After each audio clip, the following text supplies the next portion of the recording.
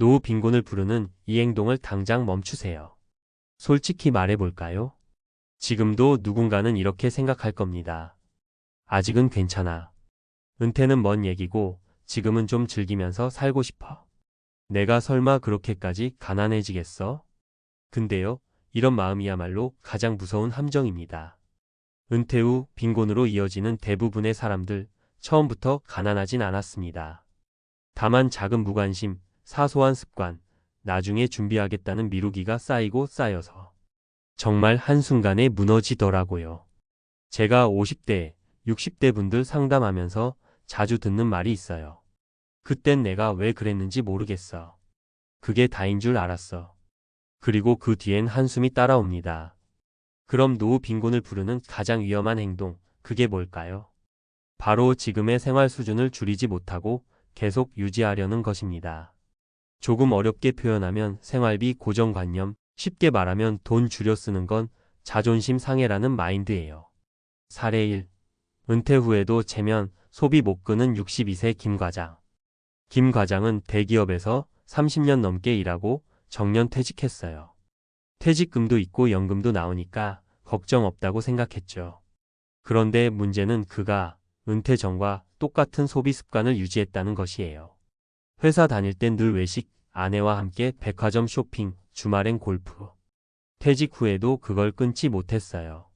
그렇게 살다 갑자기 줄이려니 자존심도 상하고 너무 허전하더라. 이 말이 참 마음 아팠어요. 1년 반쯤 지나니까 퇴직금은 거의 바닥.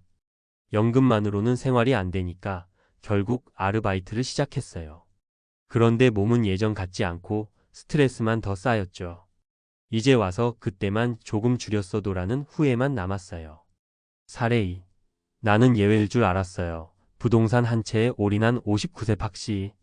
박씨는 강남 아파트 한 채를 가지고 있었어요. 나는 부자야. 이 집값이면 노후 걱정 없지. 그런데 문제는 은퇴 후 생활비가 계속 나가는데 현금이 없으니까 결국 대출을 받기 시작했어요. 하루하루가 불안해졌고 아들 결혼할 때 5천만 원 도와줬더니 그게 결정타였죠. 결국 집을 팔고 전세로 옮겼습니다. 내가 한 번도 집 밖을 벗어나 살아본 적이 없는데 이제 와서 이렇게 살 줄은 몰랐어요. 자산이 있어도 현금 흐름이 없으면 그건 진짜 가짜 부자일 뿐이에요. 사례 3. 지금은 아니지만 나중엔 줄일게요 라고 말한 55세 이 부부. 이 부부는 자녀 둘 다 대학생이고 생활비도 많이 들어가는 시기였어요. 남편은 퇴직하면 좀 줄여서 살자며 계속 이야기했지만 아내는 그때 가서 생각하자고 미뤘어요. 결국 지금 이 순간을 위해 미래를 희생한 결과가 왔습니다.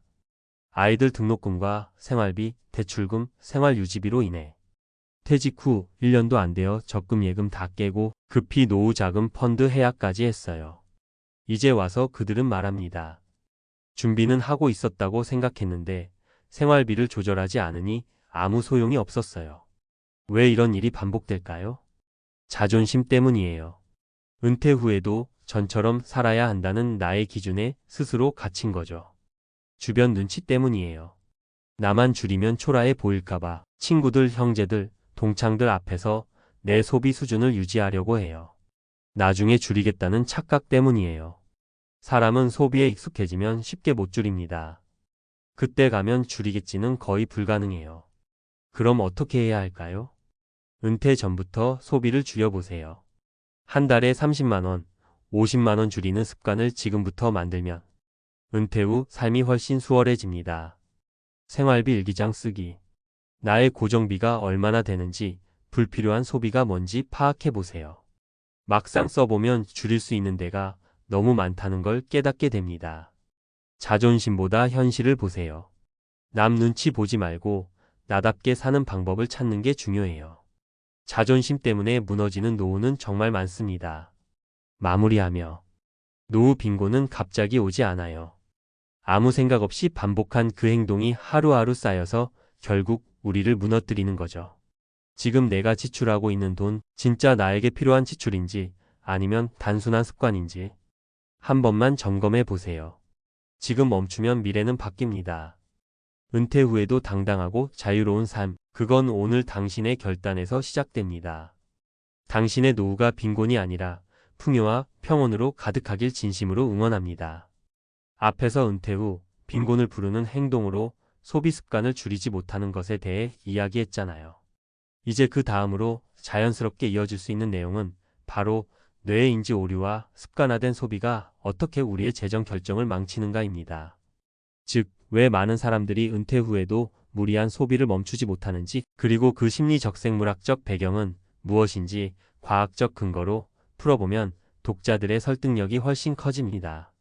왜 우리는 줄일 수 없는가?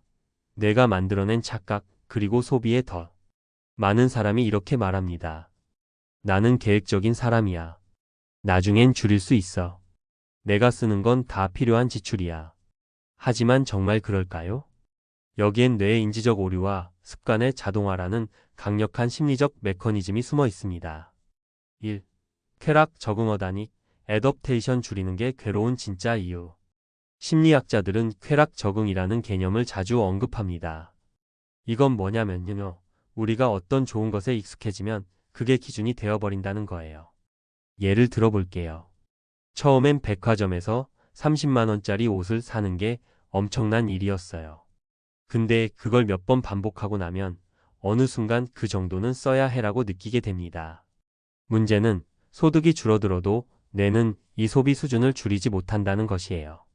뇌는 과거의 기준을 행복으로 기억하고 있기 때문에 그보다 낮은 소비는 불행으로 인식하게 됩니다.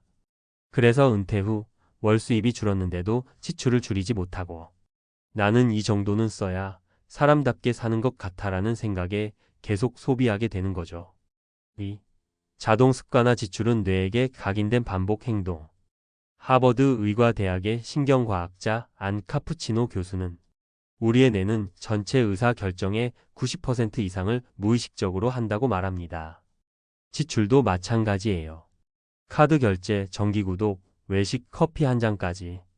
이미 습관이 되어버린 소비는 의식적으로 멈추기 정말 어렵습니다.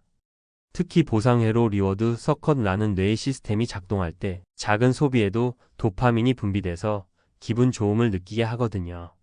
그러니까 우리가 소비를 줄이지 못하는 건 단순한 의지 부족이 아니라 뇌의 보상 중독과도 관련 있는 문제입니다. 3.